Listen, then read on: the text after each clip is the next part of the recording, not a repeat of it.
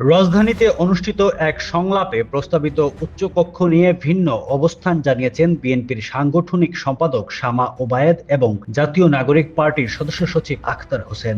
শামা ওবায়েদ বলেছেন, বিএনপি এখন ভোটের পিয়ার বা আনুপাতিক প্রতিনিধিত্ব ব্যবস্থার পক্ষে নয়। তার মতে, ভালো সংসদ ও জবাবদিহিতামূলক রাজনীতি গড়ার ইচ্ছা থাকলে পিয়ার থাকুক বা না থাকুক তাতে খুব একটা পার্থক্য হবে না। তিনি আরো বলেন, উচ্চকক্ষে সিভিল সোসাইটি, শিক্ষাবিদ, সাংবাদিক অন্তর্ভুক্ত করা যেতে পারে, তবে তাদের রাজনৈতিক বিভাজন থেকে বেরিয়ে এসে দেশের স্বার্থে কাজ করতে হবে। অন্যদিকে আখতার হোসেনের মতে, উচ্চকক্ষের আসন কার্যকারিতা তখনই আসবে যখন সেখানে সদস্যরা ভোটের অনুপাতে অর্থাৎ পিআর ভিত্তিতে নির্বাচিত হবেন।